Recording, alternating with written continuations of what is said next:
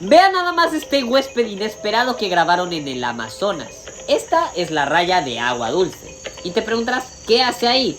Pues bueno, en el Amazonas es muy común que las viviendas se inunden y que traigan organismos. Pero la pregunta tal vez es, ¿qué hace en la selva? Se cree que estos animales tuvieron ancestros marinos que quedaron atrapados y empezaron a evolucionar para aprender a vivir en el agua dulce, donde se alimentan de crustáceos y otros organismos. Y ahora en vez de nadar en los arrecifes, nadan en la selva del Amazonas. ¿Cómo ves? Recuerda seguirme para más naturaleza.